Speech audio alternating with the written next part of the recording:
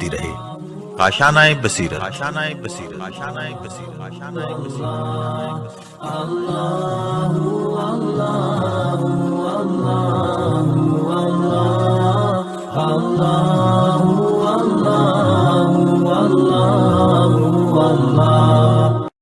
بسم اللہ الرحمن الرحیم۔ السلام علیکم سامعین، یہ ہے کاشان بصیرت کا یوٹیوب چینل اور میں سیمی زوار کتاب مدینہ سے مدینہ تک کے ساتھ حاضر ہوں، اور یہ ہے ریڈنگ کا پارٹ نمبر 7، اور یہاں پر پیج کتاب کا نام ہے 93۔ ہم آغاز کر رہے ہیں ریڈنگ کا، جہاں پر اس کی ہیڈنگ ہے مسلم بن عقیل کی تعریف میں مرحوم صدر الدین کا کلام، بریکٹ میں لکھا ہے در کتاب ریاض القدس۔ آئیے مل کر پڑھتے ہیں۔ مرحوم صدر الدین قزوینی، بریکٹ میں ہے کہ خدا ان کی قبر کو معطر فرمائے، بریکٹ کلوز۔ تو مرحوم صدر الدین قزوینی نے ریاض القدس، جو کہ بہت نورانی کتاب ہے، اس میں حضرت مسلم بن عقیل کی تعریف و توصیف یوں فرمائی ہے کہ حکماں کہتے ہیں کہ رسول زبان بادشاہ کے بادشاہ ہیں، کہ جو شخص کسی کے ضمیر اور دل کی بات کو سمجھنا چاہے تو اس کی گفتار اور کردار سے معلوم کرے۔ لہذا رسول صلی اللہ علیہ وآلہ وسلم کے ارسال میں تاکید اور مبالغہ کیا ہے کہ رسول صلی اللہ علیہ وآلہ وسلم تمام قوم سے دانا ترین اور فصیح ترین ہو اور اطوار و افعال میں ممتاز ہو۔ ان بیانات سے حضرت مسلم علیہ السلام بن عقیل کی قدر کی جلالت اور عظمت ظاہر ہوتی ہے کہ دنیا اور آخرت کے بادشاہ نے اپنے اقربا سے اپنی سفارت، نیابت، وکالت اور رسالت کے لیے اپنے بھائی مسلم علیہ السلام کو بھیجا ہے، کیونکہ مسلم دینداری میں مسلم تھے اور تقوی و پرہیزگاری میں ان کا ایک مقام تھا، اور حضرت علیہ السلام نے ان کو اپنا نائب بنا کر چند تعریفیں ان سے مختص کر دیں کہ وہ حسین علیہ السلام کے موثق، امین برادر حسین علیہ السلام اور حسین علیہ السلام کے چچا زاد، عالم، عادل، فاضل، عامل، داماد علی تھے، اور جناب رقیہ خاتون ان کی زوجہ تھیں۔ وہ بہت بڑے شجاع تھے، بہادری میں بے بدل اور جرت میں ضرب المثل تھے۔ وہ کسی شخص کو ہاتھ سے پکڑ کر کمرے کی چھت پر پھینک دیتے تھے۔ کوفے کے لوگ ایسی قد و قامت والی شخصیت کو دیکھتے تو ان کے جسم میں لرزہ پیدا ہوتا اور کہتے کہ واقعتاً یہ شخص اپنی جلالت اور شائستگی کی وجہ سے نیابت کرنے کے اہل ہیں۔ پس ابھی مخنف کی روایت کے مطابق 18,000 افراد نے بیعت کی، اور انہوں نے مسلم علیہ السلام کے لیے حاجب اور دربان معین کیا تھا تاکہ بیگانوں کو آمد و رفت کرنے سے روکیں اور سوائے نیک لوگوں کے کسی کو نہ آنے دیں۔ اس دربانی اور حفاظت کے لیے جناب مسلم بن اوسجہ نے ذمہ داری لی۔ ابو سمامہ سے ہے یہ، ابو سمامہ سیدادی کو خزانچی بنایا گیا تھا۔ اس طرح ہر کام کا ایک مسئول بنایا اور ہر مصروفیت کو دینداری سے تبدیل کیا، اور لشکر میں جو کچھ ضروریات ہوتی ہیں، اسلحہ، زرہیں، ڈھالیں، تیر، نیزے وغیرہ جمع کر لیے گئے، اور لشکر کا سالار اور سپاہدار متعین کر دیا گیا۔ مشہور شاہ سوار اور برجستہ شیعہ جمع ہوئے تو 18,000 سے 1,00,000 تک لوگ جمع ہو گئے۔ انہوں نے امام علیہ السلام سے گزارش کی کہ ہم آپ علیہ السلام پر قربان ہوں، تمام کام مکمل ہیں اور منتظم ہیں اور منظم ہیں۔ آپ علیہ السلام کے نائب خاص کے قدموں کی خاک کو اپنی آنکھوں کا سرما بنایا ہوا ہے۔ اتباع و اطاعت کے وجوب کا قلادہ قاف لام الف دال ہے اپنی گردنوں میں ڈال لیا ہے۔ آج جب خط لکھ رہے ہیں تو 1,00,000 تلوار چلانے والے مکمل اور مسلح سپاہی بیعت کر چکے ہیں۔ اب اس کے بعد لکھا ہے کہ ہیڈنگ ہے حاکم کوفہ، بریکٹ میں نام ہے نعمان کی مسجد میں تقریر۔ لکھا ہے شیخ مفید نے ارشاد میں فرمایا ہے کہ جب نعمان بن بشیر حاکم کوفے کو جناب مسلم علیہ السلام بن عقیل کی کوفے آمد اور ان کے نزدیک لوگوں کا جمع ہو جانے کی خبر پہنچی تو بہت برہم ہوا، اور حکم دیا کہ اعلان کیا جائے کہ لوگوں کو مسجد میں بلایا جائے۔ لوگوں کے اجتماع میں وہ ممبر پر گیا اور حمد و ثنا اور درود و سلام کے بعد کہا کہ اے لوگو، اے اللہ کے بندوں، اللہ سے ڈرو اور تفرقہ اور فتنے کی طرف جلدی نہ کرو، کیونکہ ان فتنوں اور تفرقوں میں مرد مارے جاتے ہیں، خون بہتے ہیں اور اموال لوٹے جاتے ہیں۔ جو شخص ہم سے نہ لڑے گا میں اس سے نہ لڑوں گا، کوئی خلاف بغاوت نہ کرے تو میں اس پر کوئی تجاوز نہ کروں گا، میں تم میں سے کسی سونے والے کو نہیں جگاؤں گا اور تمہیں آپس میں لڑنے نہیں دوں گا، کسی کو تہمت اور بدگمانی کی بنیاد پر نہیں پکڑوں گا، لیکن اگر اس قدر جرت ہوگی کہ میری بیعت توڑتے اور اپنے امام کی مخالفت کرتے ہو تو خدا کی قسم پھر میں تم پر اپنی تلوار اس قدر چلاؤں گا کہ جب تک اس تلوار کا دستہ میرے ہاتھ میں ہوگا تلوار چلاتا رہوں گا۔ اگر تمہارے درمیان میرا کوئی حامی نہیں تو ان لوگوں سے امیدوار ہوں جو حق و حقیقت کو پہچانتے ہیں اور ان میں سے بیشتر باطل کی پیروی سے ہلاک ہو گئے۔ پس عبداللہ بن مسلم بن ربیعہ حضرمی ہے زواد ریمیم چھوٹی حضرمی جو بنی امیہ کا حامی تھا، اس نے نعمان سے کہا کہ یہ تیری تقریر بہت کمزور ہے، تمہیں کیا خبر کہ کوفے میں کیا شور و غل برپا ہے، ایسی آگ لگی ہوئی ہے کہ جس کے انگارے پھیل جائیں گے۔ نعمان نے کہا اگر اطاعت خدا میں مستضعفین میم سین تیز زواد عین فے یہ نون مستضعفین سے ہوں تو معاشیت میں قوی اور غالب ہونے سے پسند کرتا ہوں کہ یہ کہہ کر وہ ممبر سے اتر آیا اور لوگ چلے گئے۔ عبداللہ بن مسلم نے ایک خط یزید کو لکھا اور اس میں مسلم بن عقیل علیہ السلام کی کوفے آمد، لوگوں کا ہزاروں کی تعداد میں ان کی بیعت کر لینا اور نعمان کی سستی اور کمزوری کو درج کیا کہ اگر تمہیں کوفے کی ضرورت ہے تو کسی کامل سفاک حکمران کی ضرورت ہے کہ جو شہر کو دشمن کے گزند سے محفوظ کر سکے۔ اور اسی مضمون پر مشتمل دوسرا خط عمر بن سعد نے یزید کو لکھا اور اس طرح کئی لوگوں نے خطوط لکھے اور اسے کوفے کے حالات بتائے۔ یزید کوفے کے حالات سے آگاہ ہونے کے بعد اور مسلم علیہ السلام کے کوفے میں ورود کی اطلاع ملنے پر سخت پریشان تھا۔ معاویہ کا غلام سرحون، یہاں پہ لکھا ہے سین رے ہے واو نون، اسی طرح لکھا ہے سرحون یزید کو بہت محبوب تھا، اس سے مشورہ کیا کہ اب کیا کروں کہ کوفے کے ان بپھرے حالات میں حسین علیہ السلام بن علی علیہ السلام کوفے جا رہے ہیں اور اپنے جانے سے پہلے مسلم علیہ السلام نے اپنے نائب کو بھیجا ہے اور کافی تعداد میں لوگوں نے بیعت کر لی ہے، اور دوسری بات یہ ہے کہ کوفے کا حاکم نعمان بن بشیر دشمن کا قلع قمع کرنے میں ناکام ہے، تو اب ان حالات میں کیا کروں؟ تو سرحون کی عبید اللہ بن زیاد سے دوستی تھی، اس نے کہا کہ اگر آپ اپنے باپ کے عہد نامے کو دیکھیں تو آپ کو یقین ہو جائے گا اور عبید اللہ بن زیاد کو کوفے کا حاکم بنا دیں، وہ واحد شخص ہے جو ان مشکل حالات میں کارآمد ہو سکے اور کنٹرول کر سکے۔ یزید نے معاویہ والا عہد نامہ نکال کر دیکھا تو اس میں لکھا تھا کہ کوفہ اور بصرہ کو ابن زیاد کی حکومت اور تصرف میں رکھنا، کیونکہ اس کے علاوہ ان دو شہروں پر کنٹرول کر کے حکومت کرنا صرف اسی کا کام ہے۔ اب ہیڈنگ ہے یزید کا قرآن کو پارا پارا کرنا۔ لکھا ہے یزید نے فوراً مسلم بن عمرو باہلی کو بلایا اور ان دو شہروں کی حکومت کا کنٹرول ابن زیاد کے پاس ہونا لکھا، اور اس میں یہ لکھا کہ اے فرزند زیاد، مجھے اپنے دوستوں نے کوفے سے خبر دی ہے کہ فرزند عقیل علیہ السلام کوفے میں بیعت لے رہے ہیں۔ اس نے حزب اور لشکر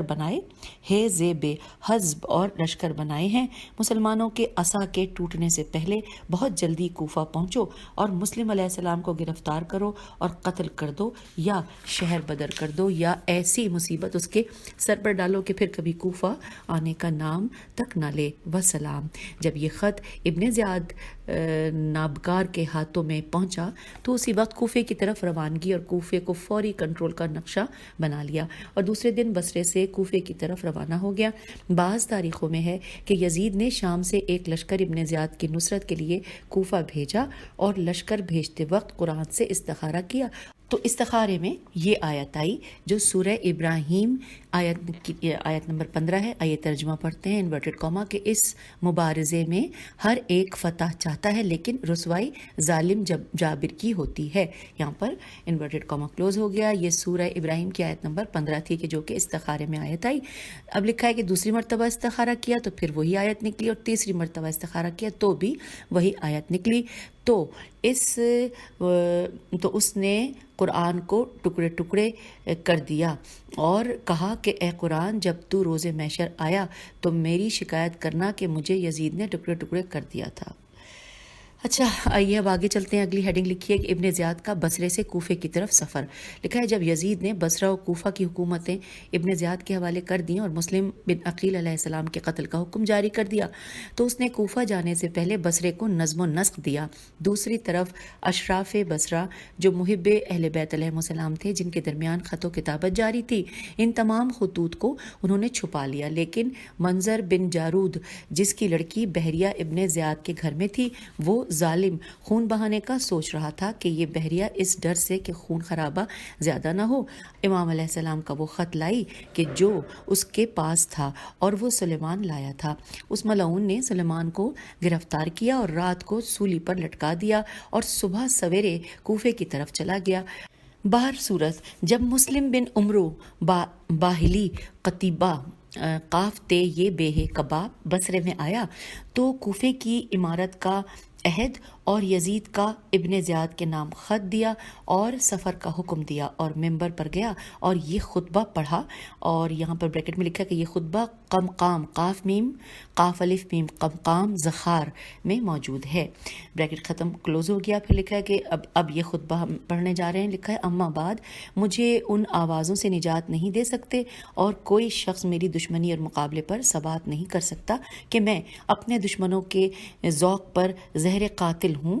یزید نے مجھے کوفے کی حکومت دی ہے اور عثمان نے اپنے بھائی کو تمہارے اوپر اپنا نائب مقرر کیا ہے. صبح میں کوفے جاؤں گا. خبردار ہماری مخالفت سے بچ کر رہنا.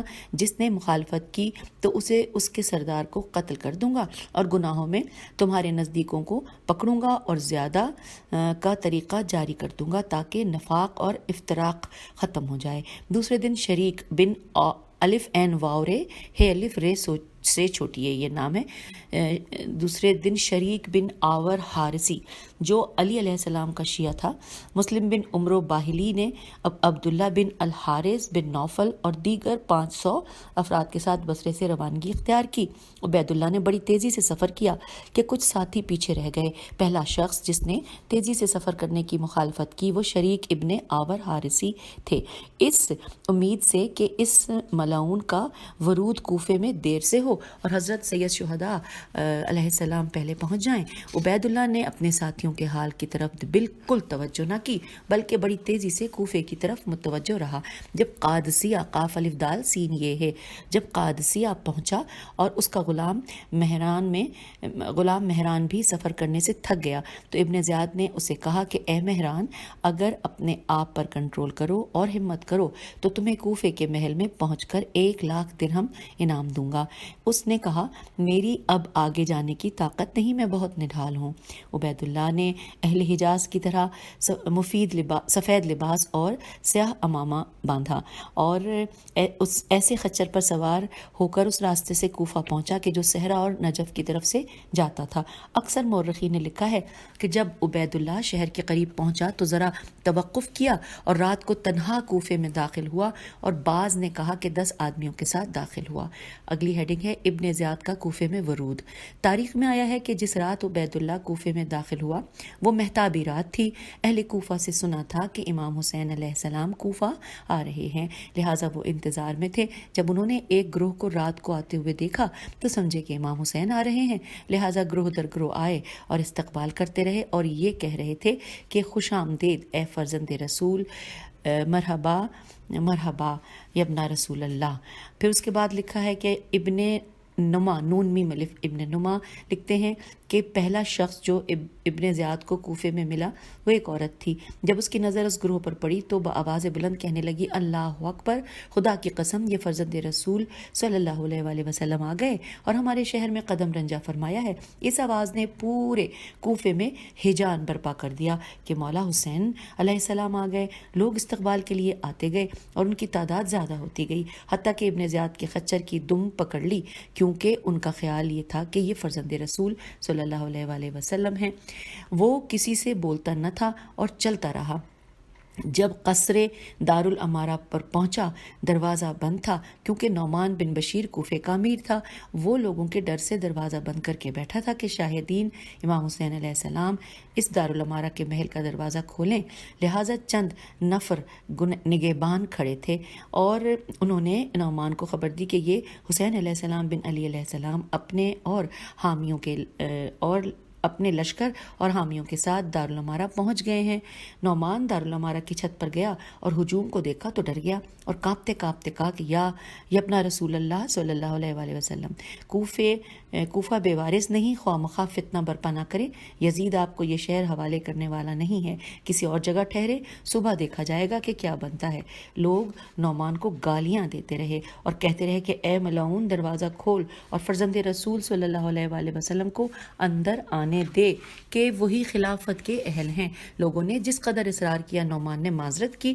اس وقت ابن زیاد نے دیکھا کہ یہ دروازہ نہیں کھولے گا، لہذا اس نے مجبوراً اپنے چہرے سے نقاب اتاری اور کہا کہ دروازہ کھول، خدا تم پر لعنت کرے، خدا کا کرے۔ اچھا، اب لکھا ہے کہ خدا تیرا چہرہ سیاہ کرے اور دروازہ کھول، تیرے اس طرح حکومت کرنے پر لعنت ہے۔ پھر اگلے پیراگراف میں لکھا ہے کہ ادھر مسلم بن عمرو باہلی نے آواز دی کہ اے اہل کوفہ، یہ فرزند رسول صلی اللہ علیہ وآلہ وسلم نہیں، یہ عبید اللہ بن زیاد ہے۔ جب عبید اللہ نے سر سے امامہ اتارا تو لوگوں نے پہچانا کہ یہ عبید اللہ بن زیاد ہے، تو دارالامارہ کے دروازے سے واپس چلے گئے اور متفرق ہو گئے۔ پھر نعمان نے حکم دیا اور دارالامارہ کا دروازہ کھل گیا اور ابن زیاد اپنے گروہ کے ساتھ دارالامارہ میں داخل ہوا۔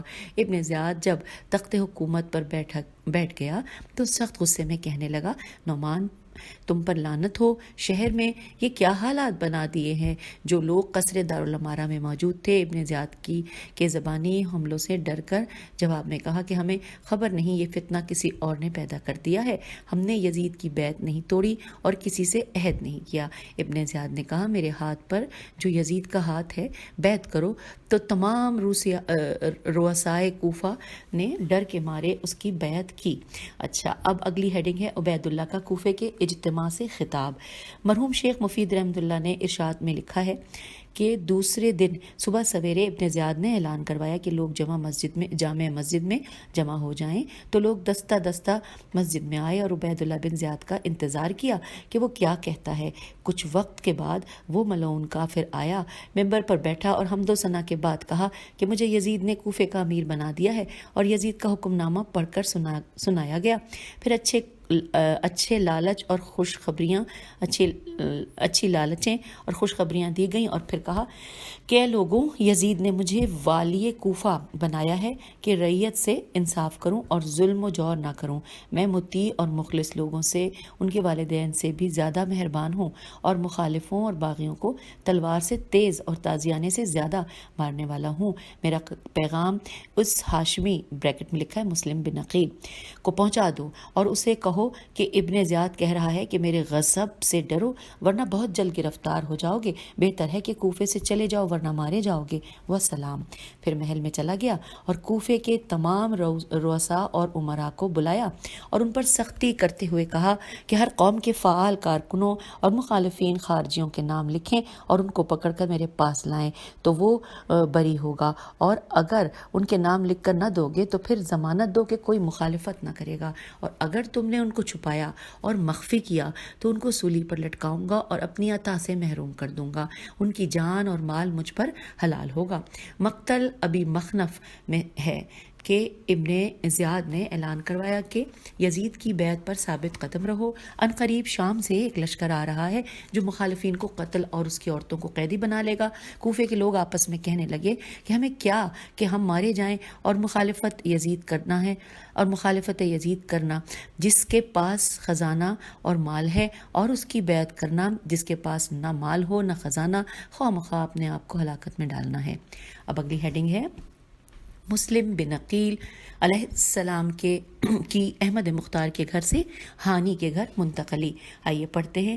لکھا ہے چونکہ حضرت مسلم علیہ السلام کو حالات کا علم ہوا تو انہوں نے اپنی سکونت مختار کے گھر سے ہانی کے گھر میں منتقل کر دی۔ اس حوالے سے مسلم علیہ السلام نے جناب ہانی رضی اللہ سے کہا کہ کیا ان شرائط میں مجھے اپنا مہمان بنا سکتے ہو؟ ہانی نے کہا، آپ علیہ السلام نے بہت سخت کام ذمہ لگایا ہے، اگر میری منزل میں وارد نہ ہو چکے ہوتے تو میں معذرت کرتا، لیکن آپ علیہ السلام جیسے بزرگوں کو مجھ جیسا شخص انکار نہیں کر سکتا، لہٰذا بڑے سکون اور سلامتی سے میرے گھر رہیے۔ پس مسلم علیہ السلام ہانی کے گھر میں پوشیدہ ہو گئے۔ کوفے کے شیعہ ان کے پاس آتے جاتے تھے۔ اس وقت 25,000 آدمی بیعت کر چکے تھے۔ مسلم علیہ السلام نے قیام کا ارادہ کیا، لیکن ہانی نے کہا کہ جلدی نہ کرو تو بہتر ہے۔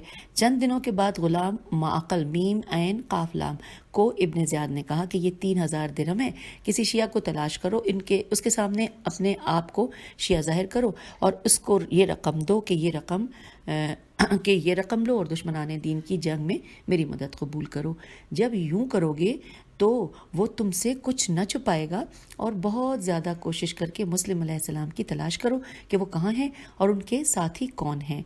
اب لکھا ہے کہ معقل میم عین قاف لام معقل مسجد میں آیا، مسلم بن اوسجہ کو دیکھا کہ نماز پڑھ رہا ہے، وہ بیٹھ گیا اور لوگوں کو یہ کہتے سنا کہ یہ شخص مسلم بن اوسجہ مسلم علیہ السلام کی طرف سے بیعت لیتا ہے۔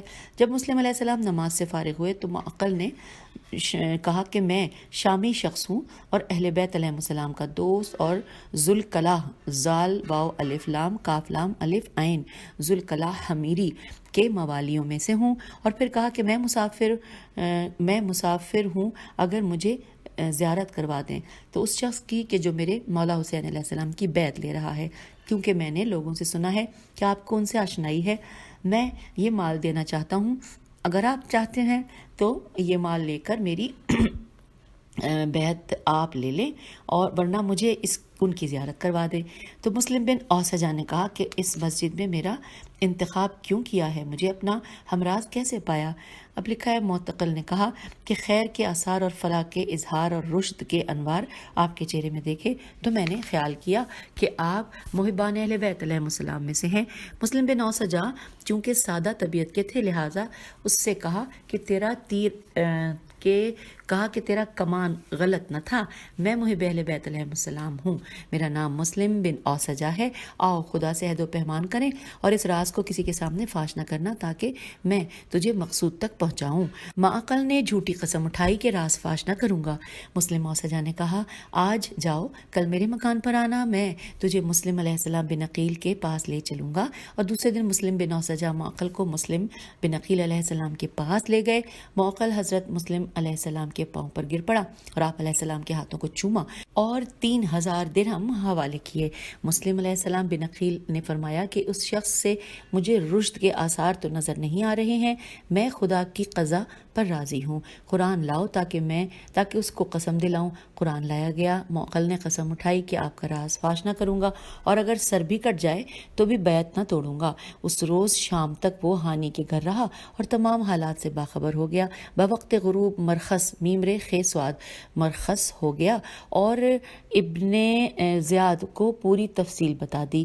پھر اس کے بعد لکھا ہے کہ ابن زیاد نے غلام کو شاباش دی اور کہا مسلم علیہ السلام کے حضور ہو، ممکن ہے کہ وہ مکان تبدیل کریں اور ہم غافل رہیں۔ اب اگلی ہیڈنگ ہے کہ عبداللہ بن یقتر، یہ قاف توئرے یقتر رحمۃ اللہ کی گرفتاری اور شہادت۔ اب اس کے حوالے سے لکھا ہے کہ مرحوم شیخ مفید علیہ رحمہ ارشاد میں لکھتے ہیں کہ ہانی بن ابن زیاد کی حکومت سے خائف تھے، لہٰذا ابن زیاد کے پاس نہ جاتے تھے اور بیماری کا بہانہ بنایا ہوا تھا۔ ابن زیاد نے دربار میں کہا کہ کیا ہوا کہ ہانی ہمارے پاس نہیں آئے؟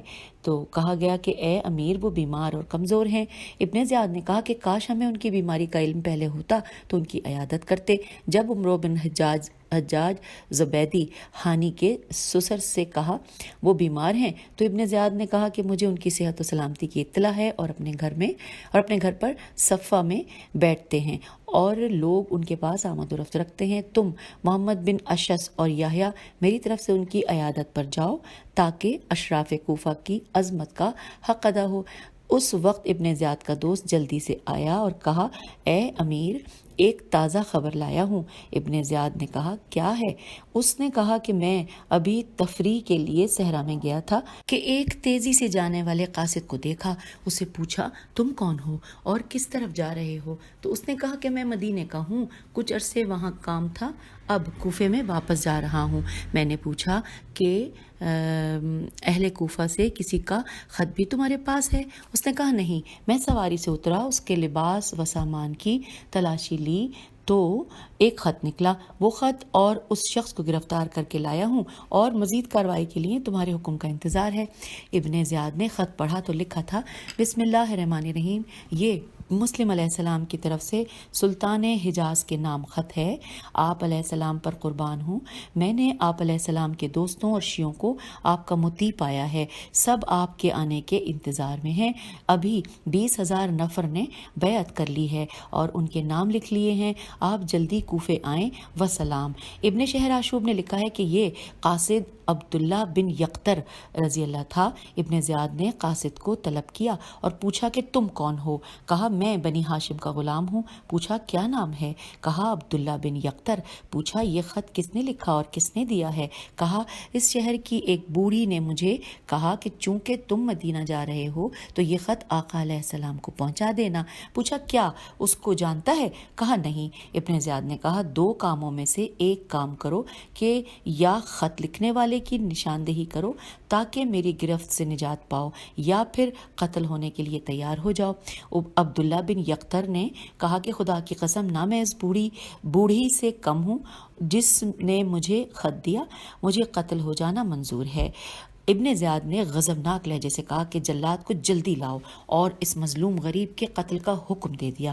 جلاد آیا اور داڑھی سے پکڑ کر اسے چمڑے کے ایک ٹکڑے پر بٹھایا۔ اس مظلوم نے حسرت بھری نگاہوں سے مکے کی طرف دیکھا اور کہا اگر مجھے پتا ہوتا کہ دوبارہ آپ کی زیارت سے محروم ہو جاؤں گا تو کوفہ آنے سے پہلے سیر ہو کر آپ کی زیارت کرتا۔ بہر صورت جلاد نے بھیڑ بکری کی طرح مظلوم کا سر تن سے جدا کر دیا، اور یہ واقعہ 6 ذی الحجہ کو یعنی جناب مسلم علیہ السلام کی شہادت سے 3 دن پہلے یہ رونما ہوا تھا۔ اب اس کے بعد اگلی ہیڈنگ ہے ہانی بن عروہ کی گرفتاری۔ لکھا ہے جب ابن زیاد حضرت مسلم علیہ السلام کو گرفتار اور قتل کرنے کے لیے کوفہ آیا تو چند روز حضرت علیہ السلام کو تلاش کیا۔ جب معقل میمین قافلام جب معقل غلام کے ذریعے معلوم ہو گیا کہ وہ ہانی کے گھر ہیں، ابن زیاد نے عمرو بن حجاج یعنی جو کہ ہانی کے سسر تھے، محمد بن اشعث اور اسما بن خارجہ کو بلایا اور انہیں ہانی کو بلانے کا حکم دیا تاکہ معلوم ہو کہ وہ ہمارے دربار میں کیوں نہیں آئے۔ شیخ مفید رحمۃ اللہ ارشاد میں لکھتے ہیں کہ 3 شخص ہانی کے گھر آئے، دیکھا کہ وہ لوگوں سے ملاقات کر رہے ہیں۔ انہوں نے کہا کہ آپ دیدار امیر کو نہیں آئے، یہ انورٹڈ کاما میں لکھا ہے کہ آپ دیدار امیر کو نہیں آئے، تو لکھا ہے کہ ابن زیاد آپ کو بلا رہا ہے، ہر روز آپ کو یاد کرتا ہے اور کہتا ہے کہ اگر وہ بیمار ہیں تو میں عیادت کے لیے جاتا ہوں۔ ہانی نے کہا ہاں کئی دن سے بیمار رہا ہوں اس لیے دربار میں نہیں آ سکا۔ عمرو بن حجاج نے کہا بعض نے ابن زیاد کو خبر دی ہے کہ تم بیمار نہیں ہو، ہر روز گھر میں صفا کے نیچے بیٹھ کر لوگوں کو کوستے رہتے ہیں، تو آپ امیر کی ناراضگی کے اسباب کیوں پیدا کر رہے ہیں؟ ہانی نے لباس حضوری پہنا اور ان منافقوں کے ساتھ دارالامارہ پہنچے۔ اچانک خیال آیا کہ شاید میرے حالات سے ابن زیاد باخبر ہے اور مواخذے کے لیے مجھے طلب کیا ہے، چنانچہ یہ پیچھے ہٹ سکتے تھے اور نہ اندر جانے کو دل مان رہا تھا، لہٰذا اڑے رنگ اور کانپتے بدن سے حسان بن اسما بن خارجہ سے کہا کہ مجھے اس شخص سے ڈر ہے، مجھے اجازت دو کہ میں واپس چلا جاؤں، یا مجھے بتاؤ کہ مجھے کیوں بلاتا ہے، کہ وہ اور کیا پوچھنا چاہتا ہے۔ حسان بن اسما بن خارجہ نے کہا چچا جان مجھے کوئی خطرہ محسوس نہیں ہوتا، دل سے ایسے خیالات نکال دیجئے، آپ کی جان اور عزت محفوظ ہے۔ البتہ حسان کو تمام امور کی اطلاع نہ تھی اور معقل کے ذریعے جو اطلاعات ابن زیاد کو پہنچ چکی تھیں وہ ان سے بے خبر تھا۔ ہانی نے ذرا سکون محسوس کیا اور تقدیر الہی کو قبول کرتے ہوئے اپنے ساتھیوں کے ساتھ دربار میں پہنچے۔ مجلس ابن زیاد آراستہ تھی اور اکابرین وارکانے کوفے سے پر تھی۔ واو الف رے کاف الف نون، یا یہ وارکانے ہیں یا دارکانے ہیں۔ میں نے یہ کیونکہ اپنی کم عقلی کی اپنی کم علمی کا اظہار کر رہی ہوں کہ میں نے یہ پہلی دفعہ سنا ہے وارکانے ہیں یا دارکانے ہیں۔ کوفے پر پڑی۔ جب ابن زیاد نے ہانی کو دیکھا تو کہا کہ تجھے اپنے 2 پاؤں لے آئے ہیں۔ ہانی نے اس کلام سے بہت برا گمان کیا۔ ابن زیاد نے قاضی شریح شین رے یہ ہے قاضی شریح سے کہا کہ میں اس کی زندگی چاہتا ہوں اور یہ مجھے قتل کرنا چاہتا ہے۔ ہانی نے کہا اے امیر یہ کیا کہہ رہے ہو، میں میں نے کون سی خیانت کی ہے؟ ابن زیاد نے کہا یہ جو فتنہ ہے جو تو نے اپنے گھر میں برپا کر رکھا ہے، مسلم علیہ السلام بن عقیل کو اپنے گھر میں مہمان بنایا ہے اور پناہ دے رکھی ہے، اور لوگوں سے حسین علیہ السلام کی بیعت لے رہے ہو، اسلحہ اور لشکر جمع کر رہے ہو، کیا تم خیال کرتے ہو مجھے کچھ خبر نہیں ہے؟ ہانی نے اس کے علاوہ کوئی چارہ نہ سمجھا، اس لیے کہا کہ جو تو کہہ رہا ہے اس کی مجھے خبر نہیں، میں نے یہ کام کیے ہیں اور نہ مسلم علیہ السلام میرے گھر میں ہیں۔ ابن زیاد غضبناک ہوا اور کہا کہ معقل غلام کو حاضر کرو۔ جب ہانی نے معقل کو دیکھا تو سمجھ گئے کہ یہ تمام فتنہ برپا کرنے والا یہی شخص ہے۔ ابن زیاد نے کہا تو کیا اسے جانتے ہو؟ ہانی نے سر نیچے کر لیا اور اپنے ہاتھوں کو دیکھنے لگے، پھر سر بلند کیا اور کہا کہ اے امیر، میری بات غور سے سنو اور قبول کرو۔ مجھے آسمان و زمین کے خدا کی قسم کہ میں نے مسلم علیہ السلام کو خود گھر میں نہیں بلایا، بلکہ وہ خود بخود میرے گھر آ گئے ہیں۔ انہوں نے پناہ مانگی تو مجھے ان سے حیا اب مانے ہوئی کہ ان کی درخواست کو رد کر دوں۔ اب امیر کو اختیار ہے، اگر حکم کرو تو آج کے بعد میری طرف سے کوئی غلطی سرزد نہ ہوگی، اور وعدہ کرتا ہوں کہ آئندہ تمہاری مخالفت نہ کروں گا۔ اگر تم حکم دیتے ہو تو ابھی مسلم علیہ السلام کو اپنے گھر سے نکال دیتا ہوں تاکہ جہاں جانا چاہیں چلے جائیں اور میری ذمہ داری ختم ہو جائے۔ ابن زیاد نے کہا خدا کی قسم تم یہاں سے نہیں جا سکتے مگر اس طرح کہ مسلم علیہ السلام کو میرے حوالے کر دو۔ ہانی نے کہا میں یہ کام نہیں کر سکتا کہ اپنے مہمان کو اپنے ہاتھوں تمہارے حوالے کر دوں۔ ابن زیاد نے کہا تمہیں حاضر کرنا پڑے گا۔ اب یہاں پہ لکھا ہے کہ ہانی تمہیں حاضر کرنا پڑے گا، پھر لکھا ہے ہانی نے کہا کہ اس کام کو بھول جاؤ، یہ شریعت، طریقت اور مروت سے بہت دور ہے کہ اپنی پناہ میں آئے ہوئے شخص کو اپنے ہاتھوں تمہارے حوالے کروں کہ تم ان کو قتل کر دو۔ ابن زیاد نے جس قدر اصرار کیا اور حاضرین نے مبالغہ کیا، ہانی نے انکار کر دیا۔ مسلم بن عمرو باہلی نے کہا کہ اے امیر مجھے اجازت دیں تاکہ میں ان سے بات کر لوں، شاید میری بات ان کی سمجھ میں آ جائے۔ اس نے اجازت دی تو مسلم بن عمرو نے ہانی کا ہاتھ پکڑا اور ایک طرف لے گیا، پھر کہا کہ اے بھائی، آپ سے عاقل کے لیے حیف ہے کہ اس قدر شکوہ اور جلالت رکھنے کے باوجود ایک شخص کی وجہ سے اپنی ہلاکت کا فیصلہ کر لو اور اپنے اہل و عیال اور قوم و قبیلے کو برباد کر دو۔ یہ شخص جسے تم نے پناہ دے رکھی ہے کہ امیر کے ساتھ رشتہ داری ہے، لہٰذا امیر کی طرف سے اسے نقصان نہ پہنچے گا اور تمہارے انصاف اور مروت سے بھی کوئی چیز کم نہ ہوگی، اور مقصر کو سلطان کے حوالے کرنا آر نہیں بلکہ عقل عین پہ پیش ہے، عین قاف لام الف، عقلا کے نزدیک امیر کی مخالفت کرنا ننگو آر ہے۔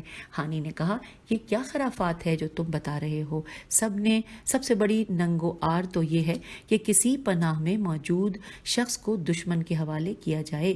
اس ننگو آر کو کہاں لے جاؤں کہ میں زندہ ہوں اور دیکھتا ہوں اور سنتا ہوں، قدرت، قوت، قبیلہ اور جمعیت کی حمایت بھی رکھتا ہوں، اور پھر بھی التجا کروں کہ خود کو دشمن کے حوالے کر دو؟ ہاشا و کلا، یہ کام میں نہیں کر سکتا۔ ابن زیاد جناب ہانی کی باتوں سے بہت غصے میں آ گیا اور آواز دی کہ اسے میرے قریب لاؤ۔ جناب ہانی کو قریب لے جایا گیا تو اس نے کہا کہ مسلم بن عقیل علیہ السلام کو میرے حوالے کر دو یا قتل ہونے کے لیے تیار ہو جاؤ۔ ہانی نے کہا اگر تم یہ کام کرو گے تو ابھی تیرے دارالعمارہ کے ارد گرد آگ لگ جائے گی، تلواریں نکل گئی ہیں اور قتل و غارت ہوگی۔ یہ کلمات جناب ہانی نے اس لیے کہے تھے کہ اپنی قوم قبیلے کی حمایت سے پشت گرم تھی۔ ان کا خیال تھا کہ اس سے ابن زیاد اپنے برے ارادے سے درگزر کرے گا۔ جناب ہانی ایک بڑی شخصیت تھے، ضرورت کے وقت 4000 زرہ پوش اور 8000 پیدل لوگ ہمیشہ ساتھ رہے تھے۔ کندا کے قبائل، کاف نون دال ہے، کاف کے نیچے زیر ہے، کندا کے قبائل سے ان کو 30,000 جوانوں کی حمایت حاصل تھی۔ ابن زیاد نے کہا مجھے تلواروں سے ڈراتا ہے؟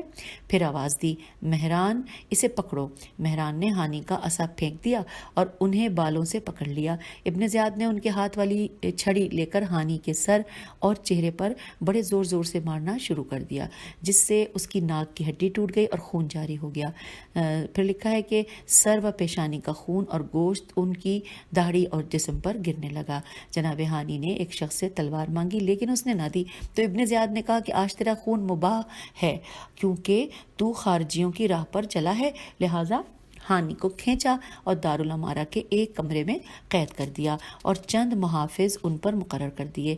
اسما بن خارجہ یا حسان بن اسما نے کہا، اے امیر، تمہارے اشارے پر ہم اسے تمہارے پاس لائے ہیں اور اسے کمال کی امید دلائی تھی، نیز اس کے بارے میں تم سے بھی بہت اچھا سنا تھا۔ جب وہ تمہارے پاس آ گیا تو تم نے اسے اس قدر ذلیل و خوار کیا اور اس کے قتل کا ارادہ کر لیا۔ یہ کون سی بزرگی اور سرپرستی ہے جس پر عمل کر رہے ہو؟ ابن زیاد غضبناک ہوا اور کہا کہ تم کون ہو یہ باتیں کرنے والے کہ یہ فضول باتیں کرتے ہو؟ پھر آواز دی کہ اسے سزا دو، تازیانے مارو اور زندان میں ڈال دو۔ غلاموں نے اسے گھسیٹ گھسیٹ کر ایک کونے میں بٹھا دیا۔ ابو مخنف کہتے ہیں، جب چھڑی سے ابن زیاد نے ہانی کے سر اور چہرے پر مارا اور زخمی کیا تو اس شیر دل نے ایک غلام سے تلوار چھینی اور ابن زیاد پر حملہ کر دیا۔ اس کے سر پر تلوار دے ماری، تلوار اس کے ریشمی عوامے سے گزر کر اس کے سر میں جا لگی اور سر زخمی ہو گیا۔ ابن زیاد نے نعرہ لگایا، پکڑو پکڑو۔ معقل نے غلام دوڑا تو ہانی نے وہی تلوار معقل کو ماری تو اس کے سر اور گلے کے 2 ٹکڑے ہو گئے۔ جس طرح دوسرے غلاموں نے اس پر ہجوم کیا، لیکن ہانی نے اپنی ایمانی قوت سے تمام پر حملہ کر دیا، جس طرح کہ شیر بھیڑوں کے گلے پر حملہ کر دیتا ہے۔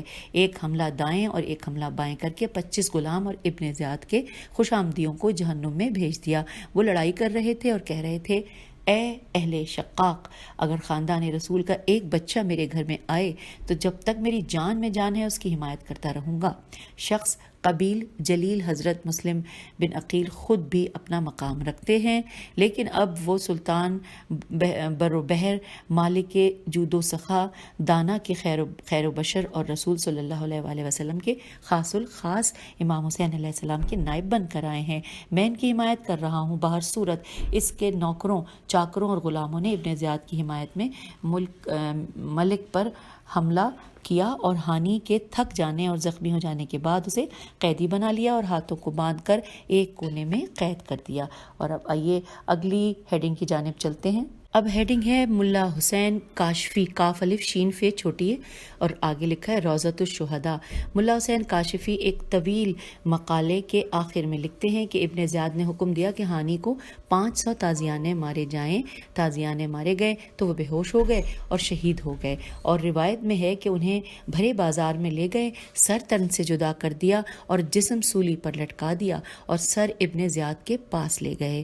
اور سامعین، اور اب ایک اور ہیڈنگ ہے ہانی کی شہادت پر رد عمل۔ مرحوم صدر الدین وائز قزوینی ریاض القدس میں لکھتے ہیں کہ شیخ مفید رحمۃ اللہ نے ارشاد میں لکھا ہے کہ ہانی کے دربار میں حاضری اور اس کی شہادت کے وقت عمرو بن حجاج یعنی کہ بریکٹ میں ہے ہانی کے سسر موجود نہ تھے۔ جب انہیں معلوم ہوا کہ ہانی شہید ہو گئے تو انہوں نے قبیلہ مزہج کو اسلحے کے ساتھ جمع کیا اور دارالامارہ کا محاصرہ کیا۔ تماش بین لوگ چھتوں اور دیواروں پر چڑھ گئے تو تلواروں کی چمک ہی چمک نظر آتی تھی۔ عمرو آواز دیتا تھا کہ میں عمرو ہوں اور یہ قبیلہ مزہج ہے جس کو کوئی روک نہیں سکتا اور نہ یہ قبیلہ کسی کی اطاعت کرتا ہے۔ ابن زیاد کو محاصرے کا علم ہوا تو وہ خوف زدہ ہوا اور قاضی شریع سے کہا کہ جاؤ اور اس قوم کے بزرگ سے کہو کہ تمہارا ساتھی زندہ ہے، قتل نہیں ہوا، بغاوت اور شورش ختم کرو اور ہانی کو انہیں دکھاؤ۔ شریع ہانی کے پاس آیا اور دیکھا کہ وہ تڑپ رہا ہے اور کہہ رہا تھا کہ الامان کہاں ہیں اقوام اہل دین، اور امین کہاں ہیں، اور کیا میرا قبیلہ غصے سے ہلاک ہو گیا ہے۔ ہانی یہ بیان کر رہا تھا جبکہ سر اور چہرے سے خون جاری تھا، اور اس حالت میں جناب ہانی کو چھت پر نہ لے جا سکا بلکہ خود چھت پر گیا اور کہنے لگا، اے لوگو، آشوب اور فتنہ برپا نہ کرو، ہانی زندہ ہے، امیر نے تمہارے غم کو سمجھ لیا ہے اور محاصرے کا سن لیا ہے، مجھے کہا ہے کہ تمہیں بتاؤں کہ ہانی زندہ ہے، میں نے دیکھا ہے، وہ بالکل صحیح و سالم ہے، جس نے تمہیں اس کے قتل کی خبر دی ہے وہ جھوٹا ہے۔ لوگوں نے قاضی شریع کی باتوں پر یقین کیا اور عمرو بن حجاج سے کہا کہ خدا کا شکر ہے وہ زندہ ہے۔ سامعین، یہاں پر ہم پیج نمبر 106 پہ پہنچ گئے ہیں اور یہاں پہ اب اگلی ہیڈنگ ہے کہ حضرت مسلم بن عقیل نے دارالامارہ کا محاصرہ کیا۔ یہ ہم اگلی ریکارڈنگ میں مل کر پڑھتے ہیں۔ تب تک کے لیے اجازت دیجیے۔ خدا حافظ، فی امان اللہ۔